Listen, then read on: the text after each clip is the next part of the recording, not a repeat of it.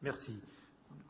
Pour éviter d'être trop bavard, je signale à l'assistante ce qu'il y a sur le site du commissariat et je pense aussi sur les desks, un papier qui résume l'essentiel de mon questionnement est un papier que nous avons fait quand nous avons réfléchi ce séminaire, qui s'appelle Canevas de réflexion pour les grandes questions transatlantiques. Alors je ne vais pas aller sur ce canevas parce que vous aurez l'occasion de pouvoir le lire. Je vais plutôt aller sur un questionnement par rapport à ce sujet des quels leviers possibles pour pouvoir, je dirais, sortir un petit peu du contexte actuel. Alors, comme nous sommes dans une situation qui est un peu surréaliste, j'ai trouvé, il y a une petite phrase d'un poète surréaliste français que j'aime beaucoup et qui dit face à des situations qui sont out of the box, ou out of the book, ça dépend comment on prend la question, il faut penser de façon stratégique et agir de façon primitive. Donc, je pense qu'aujourd'hui, nous sommes confrontés à une remise en cause fondamentale de tous les modèles mentaux qui ont été à l'origine de la suprématie, notamment de l'Atlantique Nord, et face à une crise de très, très, très haute amplitude dont les effets systémiques et collatéraux ne sont pas totalement encore perceptibles et connus. Pour autant, nous sommes confrontés à une remise en cause des modèles de développement, de conception, de management, de gouvernance de façon majeure. Et je pense que la vraie crise que nous avons en face de nous, ce n'est pas simplement qu'une crise de petite gouvernance, c'est une crise de leadership. Et comment essayer de réinstaller une signature sur cet espace transatlantique qui soit crédible, légitime et efficiente. Alors, je vous donnerai à peu près deux lignes de piste de réflexion. Il y a ce que j'appelle les fausses bonnes idées. Et puis les quelques suggestions ou idées que je vous suggérerai à travailler pour la suite du débat. Pour moi, les trois fausses idées, ce serait de penser que la situation que nous vivons aujourd'hui peut se résoudre avec des moyens classiques et conventionnels et de sous-estimer je dirais, la gravité de la situation, notamment sur le continent nord-américain, et je pense notamment à la situation financière américaine.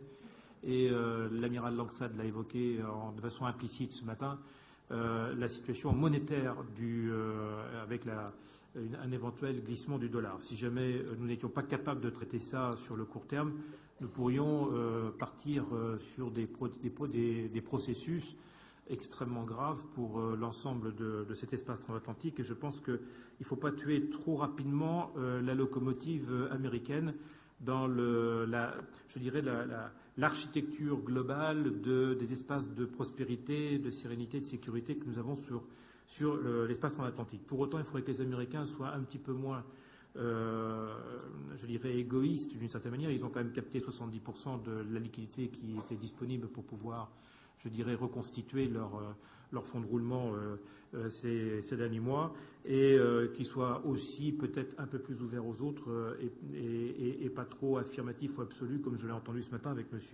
Serfati, en interdisant tout autre débat que celui qu'ils savent administrer depuis 50 ans. Il ne faut pas croire non plus que l'Union européenne est la panacée dans cette affaire-là. C'est une fausse bonne idée, que l'Union européenne serait la plus vertueuse et pourrait être le backup du Sud si jamais les Américains avaient des problèmes. Je pense que l'Europe est la plus vulnérable mentalement et qu'en même temps, structurellement, elle n'est pas prête, bien qu'elle soit la première zone de transaction au monde, elle n'est pas prête à assumer le niveau de choc que nous vivons à l'heure actuelle, même si certains pensent que l'Europe a mieux résisté que les États-Unis aujourd'hui à la crise. Et je pense qu'il ne faut pas non plus sous-estimer et penser que le coût sécuritaire serait marginal et qu'il suffirait de laisser ça à des structures expertes, type l'OTAN ou quelques accords de coopération. Je pense que le coût sécuritaire de la crise que nous traversons n'est pas marginal, il est extrêmement lourd et nous sommes au bord quand même de quelques situations critiques. Et il faudra là aussi que, notamment en Afrique, on soit en mesure de pouvoir travailler une certaine résilience sur une certaine vision de l'histoire, de façon à ne pas, je dirais, créer un effet d'ancrage sur ces affaires sécuritaires qui handicaperaient toute progression. Alors la progression, elle est où? Et où sont les quelques idées que j'aimerais vous soumettre pour travailler les effets de levier qui permettraient de retrouver un certain leadership sur cet espace transatlantique. Pour moi, la première, elle concerne le traitement de l'asymétrie qui règne sur cet espace. Nous avons les plus pauvres qui côtoient les plus riches, qui côtoient les plus orgueilleux, qui côtoient les plus instables sur le plan politique.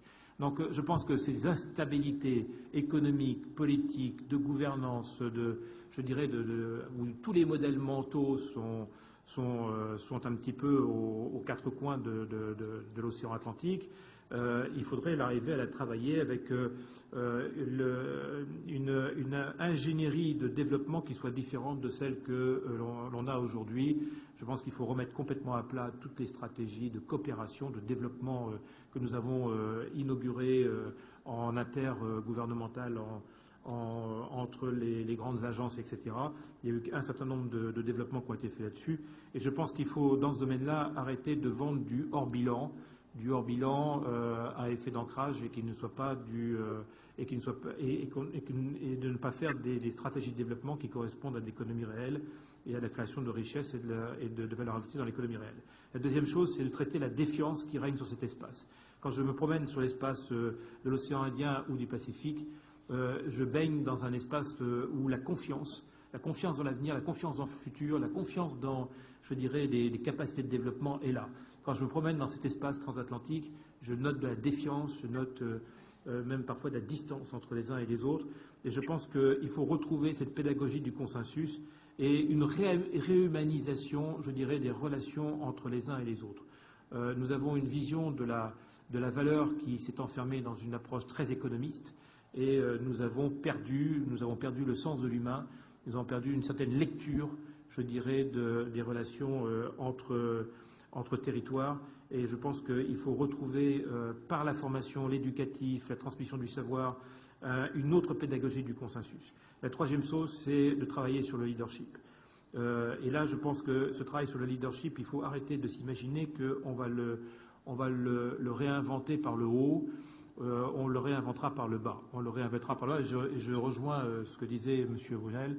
Je pense qu'on le réinventera par le bas en remettant les sociétés civiles au cœur des grandes ingénieries de développement et non pas avec, je dirais, des approches de type idéologique absolue. Le préfet Frémont en a parlé ce matin avec l'écologie qui est une idéologie de riche.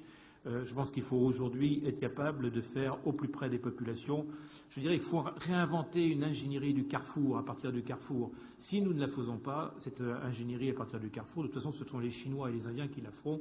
Ce sont ceux qui sont sur l'espace de l'océan Indien et du Pacifique, qui connaissent très très bien, qui sont beaucoup plus pragmatiques dans les approches, notamment économiques, qui inventeront un nouveau mode opératoire, qui sauront utiliser les nouvelles technologies de l'Internet, et notamment le 2.0, pour faire de l'intelligence collective, de l'intelligence globale, en utilisant les populations et la société civile comme vecteurs de développement, vecteurs de communication, vecteurs de consensus, vecteurs pédagogiques, et ils réinventeront à partir des biotopes qu'ils auront réussi à transformer un nouveau mode de consensus social, un nouveau mode de consensus économique, etc., et qui transgressera tous les modèles économiques que nous avons inventés au cours de ces 2 derniers siècles. Alors, je voudrais terminer sur ce constat que je fais depuis un certain nombre d'années. Moi, je pense que nous sommes sur une rupture majeure, même plus qu'une rupture majeure, un changement d'air, un changement de monde.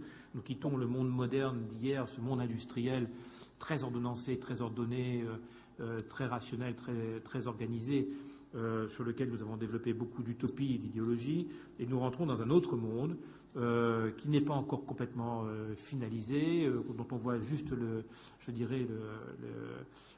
démarrage, et que nous avons inventé. Et je ne suis pas du tout sûr, je ne partage absolument pas la conclusion de M. Sarfati ce matin, qu'il faille se bloquer avec des agendas qui sont en cours, qu'il faille ne pas trop déstabiliser, je dirais, l'état des lieux actuel. Il est totalement déstabilisé, l'état des lieux actuel. Enfin, je veux dire, quand vous regardez, la situation est complètement explosée.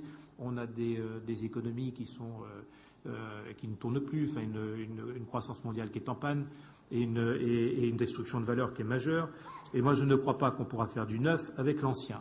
Et je pense qu'il faut privilégier, il faut faire un petit peu ce que disait René Char, il faut privilégier des initiatives audacieuses, il faut privilégier non pas la révolution, quand même faire les Français, mais des mutations fondamentales. Et moi, je salue beaucoup l'initiative qui a été pensée, réfléchie et lancée de façon très audacieuse par M. Ahmed Laïmi, parce que je pense qu'on ne fera pas du neuf avec de l'ancien. Je pense que quand on a inventé Yalta, quand on a inventé Bretton Woods, etc., nous sommes partis d'un constat, c'est que ça ne fonctionnait pas. Et on a réinventé des choses neuves, et à partir de ces choses neuves, on a construit. Et je pense qu'aujourd'hui, nous avons à construire à partir de choses neuves. Et la problématique du leadership que nous aurons à faire émerger, c'est qu'il va falloir l'incarner. Il ne va pas falloir simplement que l'assumer, il va falloir l'incarner. Et pour ça, il faudra à la fois des leaders, des dirigeants qui, au-delà de la vision tricontinentale qu'on voit émerger au travers de ce colloque, mais qui est aussi le courage, qui est aussi, je dirais, la détermination et la volonté de l'implémenter au quotidien et au plus près des populations. Merci.